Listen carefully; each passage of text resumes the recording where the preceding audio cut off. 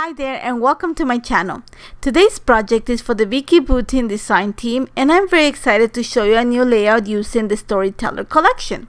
And today's project, it is one that I started with no plan in mind.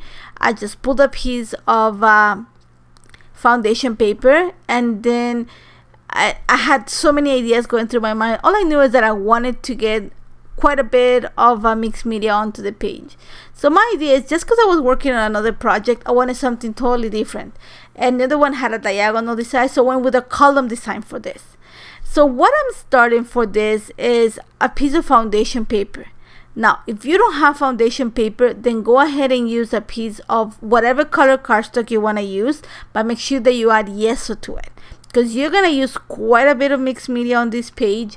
And also I'm going to show you that I am gonna kind of clean up some of the areas, so you gotta make sure that you protect the paper on the background paper so you don't peel it.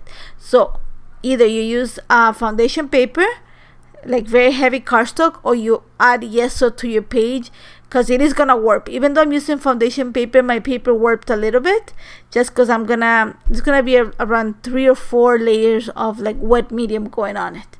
So I'm starting with the peach art crayon.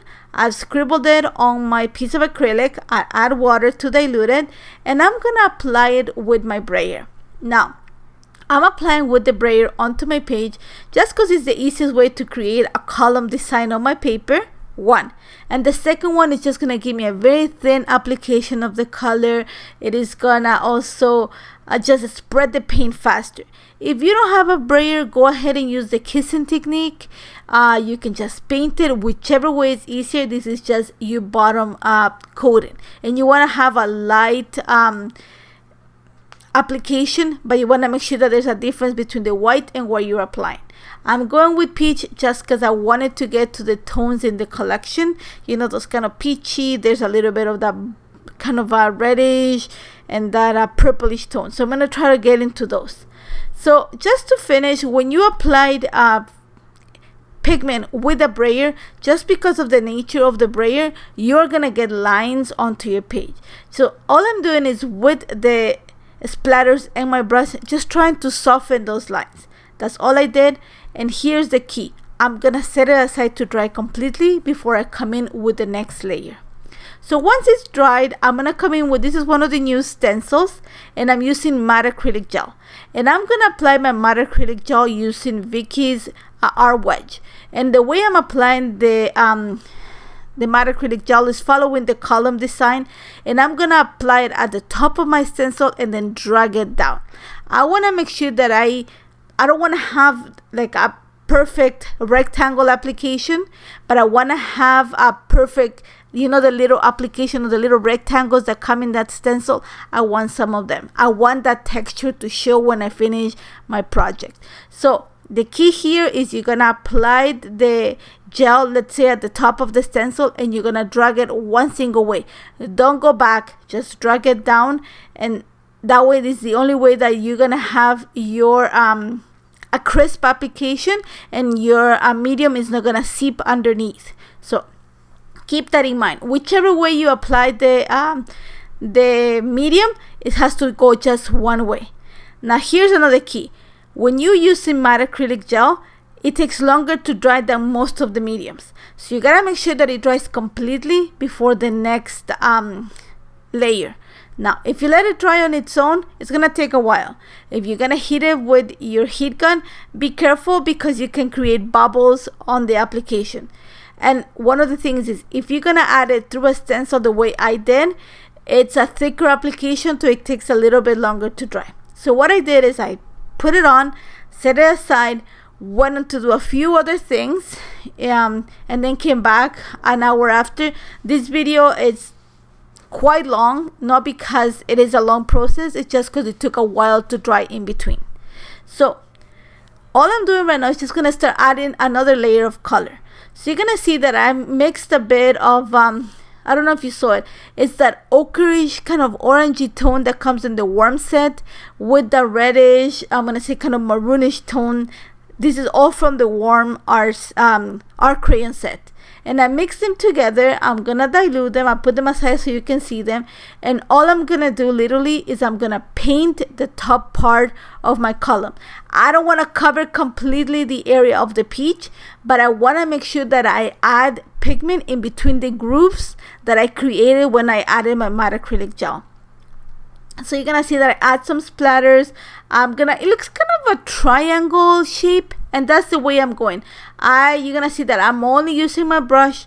I'm not gonna use the kissing technique or my brayer, just my brush. And I just, like I said, I wanna make sure that when I apply the color, it goes in between the grooves of the application of the matte acrylic gel application.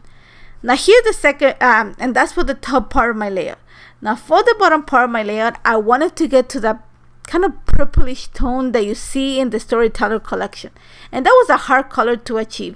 It took like 5 art crayons. I'm using the 2 purples, and those are from the from the neutral art set, and also from the cool art crayon set. I'm gonna mix the fuchsia art crayon, the same red that I used at the top, and also a little bit of that kind of orangey tone, and that is gonna take me to the purple kind of movie tone that the collection has. So again, once I have it, I scribbled it on a piece of acrylic. I'm gonna dilute them. I'm gonna use the brush, and again, the way I'm gonna apply this is like a wash. I'm just painting the area, making sure that the paint goes in between the grooves that I created when I added the matte acrylic gel. Think of it as I'm just grouting the application. And again, you're gonna see I'm gonna create kind of a triangular shape. I am making sure that when I'm applying my, in this case, the purple, I don't cover the peach that's underneath, not completely. I'm gonna leave some areas where you can see the pops of peach. I'm not covering every single space either. I want some spaces where you can see the peach. I want some spaces where you can see just the bare application of the matte acrylic gel.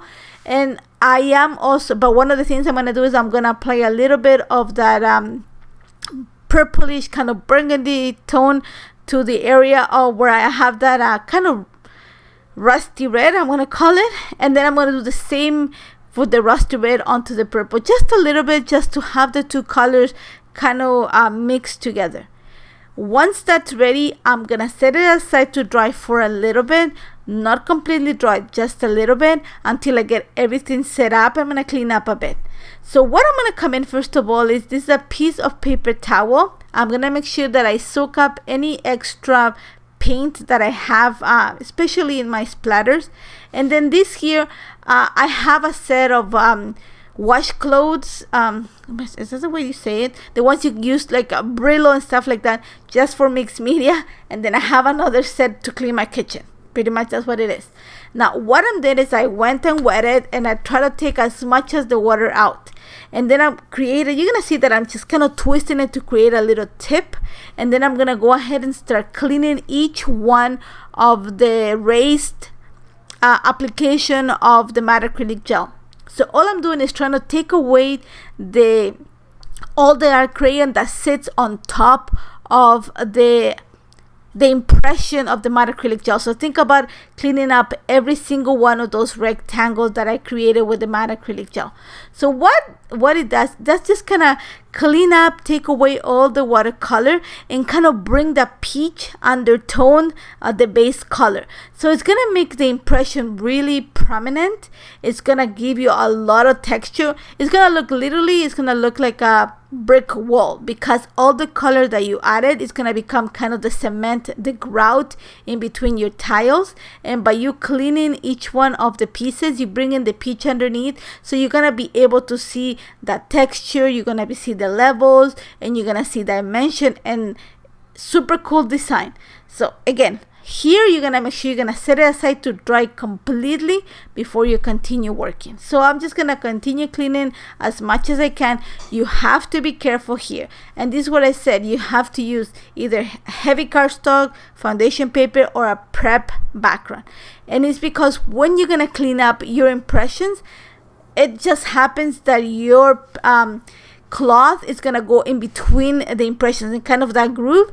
And because you are actually putting some pressure to take away the watercolor, you might take the watercolor also away from the kind of that little groove area. And if your paper is not protected, you're gonna peel the paper. So just be mindful of that. So all I'm doing right now is just once I put the pictures, I realize that I need to extend that background a little bit. I want a little bit of the color to pop from behind the picture. So all I'm doing is using the same colors of Art Crayon, but I'm going to do a dry application.